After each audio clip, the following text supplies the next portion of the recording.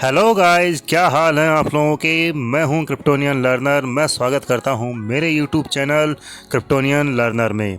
Learn together, earn together. तो guys, पूरा video आज का होने वाला है क्रिप्टो बैन, यानी कि आरबीआई जो क्रिप्टो पे बैन लगाना चाहता है उसके ऊपर, और हमारी जो एफएम है, जो फाइनेंस मिनिस्टर है, उन्होंने क्या कहा है इसके ऊपर, और आगे आपको क्या करना चाहिए।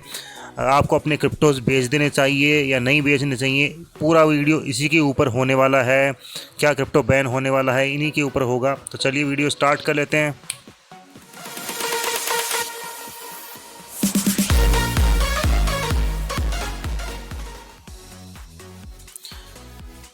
तो गाइस, बात ऐसी है, फ़िलहाल आप देख पा रहे हैं कि मार्केट में न्यूज़ आई है, और आज ही 18 तारीख को पार्लियामेंट सेशन में सीतारमण जी से और गवर्नमेंट से सवाल पूछे गए थे।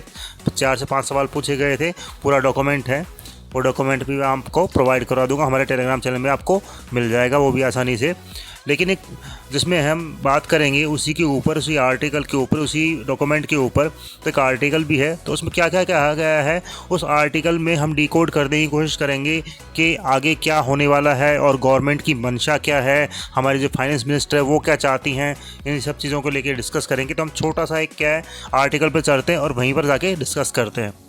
तो चलिए, ये देखिए guys, RBI seeks ban on cryptos but India needs global support to make that effective.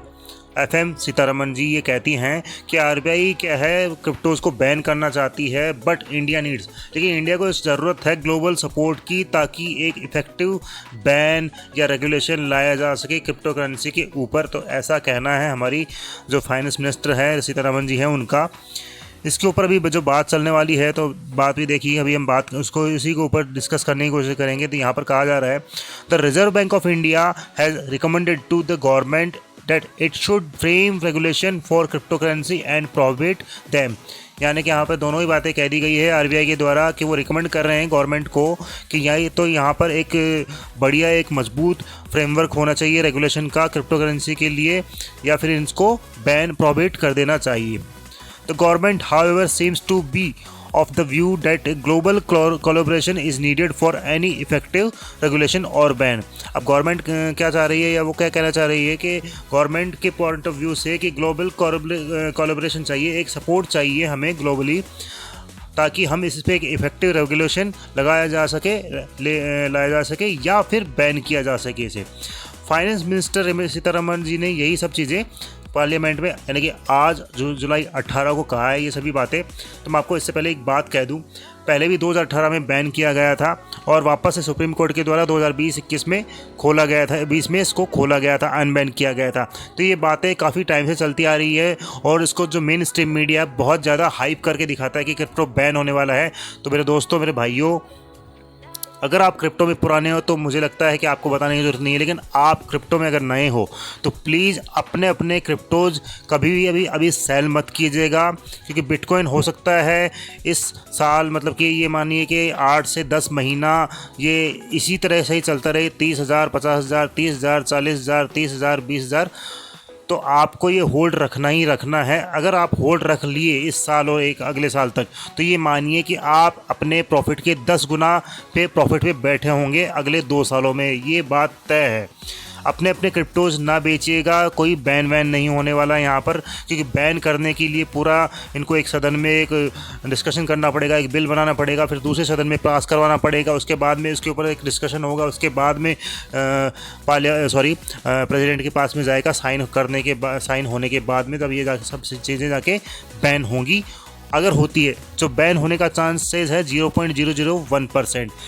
अब पता नहीं गवर्नमेंट की क्या मंशा है कि गवर्नमेंट यहाँ से इसकी फ्यूचरिस्टिक टेक्नोलॉजी नहीं समझना चाह रही है, बस इसके जो नेगेटिव्स हैं वो देखना चाह रही है। तो हर चीज़ के दो पहलू तो होते ही होते हैं, हर चीज़ की डिसएडवांटेज और एडवांटेज तो दोनों होती ही होती है।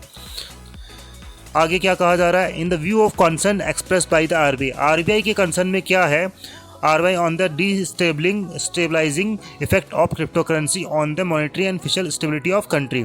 कि जो इसका डिस्टेबलाइजेशन है यानी कि क्रिप्टो करेंसी का जो वॉलेटाइल नेचर है, जी का हाँ मैं भी मान रहा हूँ वॉलेटाइल नेचर है, ये जो है जो कंट्री की स्टेबिलिटी के लिए सही नहीं है, फिशल है, बहुत ही मिथ है। The RBI has recommended for the framing of legislation on this sector. The RBI is of the view that cryptocurrency should be promoted। RBI का पूरा एक मानिए कि इनका पूरा व्यू यही है कि इसको बैन कर देना चाहिए। वो क्यों? क्योंकि क्रिप्टो करेंसी आने से यानी कि क्रिप्टो मैं बोलूँगा ब्लॉकचेन टेक्नोलॉजी आने से, क्रिप्टो आने से बैंकिंग सिस्टम पूरे इसके पूरे बंद हो सकते हैं। तो RBI तो कभी नहीं चाहेगा कि हमारे बैंक्स बंद हो, इसलिए वो तो बोलेगा ही बोलेगा। तो ये आप ये चीज़ ध्यान में रखिए। द RBI इज, अब यही वही बात है जो मैंने पढ़ चुका हूँ। अब आगे सीतारमन जी क्या कह रहे हैं। Sitharaman went on to add that given the borderless nature of cryptocurrency, international collaboration was required to prevent any kind of regulation arbitrage।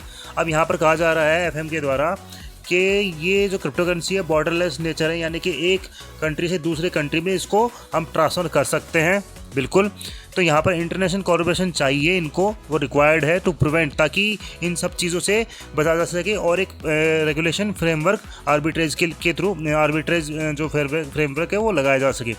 Therefore any legislation for regulation और for banning can be effective only after significant international collaboration. वही बात आ रही है कि एक significant collaboration, इनको एक support चाहिए बहुत से देशों का, जैसे कि G20 में भी हुआ है। तो G20 में यानी कि 20 देश आते हैं, तो 20 देशों का इनको सपोर्ट चाहिए बढ़िया से बढ़िया, ताकि ये इसको बैन कर सकें, या और भी चीज़ें बैन तो नहीं, मैं कहूँगा कि यहाँ पर रेगुलेट कर सकें इन चीज़ों को। Sitharaman's comment come amid speculation that the government could introduce legislation to regulate the crypto sector in the monsoon session of parliament that began today। आज मानसून सेशन बिगन हुआ है जिसमें इसके ऊपर एक लेजिस्लेशन रेगुलेशन का बोला जा रहा है गवर्नमेंट के द्वारा, न कि बैन के लिए। No such bill has been listed for introduction. तो अभी तक ऐसा कोई बिल आया नहीं है। तो ये सब चीज़ें थी, हालांकि और भी क्वेश्चंस पूछे गए हैं, लेकिन मैं आपको यहाँ पर एक कंसाइज बेसिक चीज़ें बता रहा हूँ यहाँ पर। और ये मानिए कि आप अपनी क्रिप्टोज बेचिएगा नहीं बिल्कुल भी। इसके अलावा अगर आपको जो क्वेश्चन पूछे गए हैं वो भी चाहिए, तो आप हमारा टेलीग्राम चैनल ज्वाइन कर सकते हैं, जिसका लिंक आपको डिस्क्रिप्शन में मिल जाएगा। वहाँ पर भी आपको ये प्रोवाइड करवा दिया जाएगा। और बिटकॉइन और ऑल्ट कॉइन आपको खरीदने हैं, कहाँ बेचने हैं, चार्ट एनालिसिस चाहिए किसी भी कॉइन का, तो आप हमारा टेलीग्राम चैनल ज्वाइन कर सकते हैं। लिंक आपको मैंने डिस्क्रिप्शन में दे ही रखा है। चलिए, इतना ही था ये वीडियो। आज का वीडियो वाइंड अप करते हैं। अगर आपको अच्छा लगा हो तो प्लीज़ लाइक शेयर सब्सक्राइब कर दीजिएगा। अच्छा नहीं लगा हो तो कोई बात नहीं, कमेंट करके बताइएगा। और प्लीज़ थोड़े से सब्सक्राइब करवा दो भाई, प्लीज़ करवा दो, कोई पैसे वैसे थोड़ी लगते हैं। प्लीज़ भाई का सपोर्ट कर दो इतना सा। तो चलिए, थैंक यू।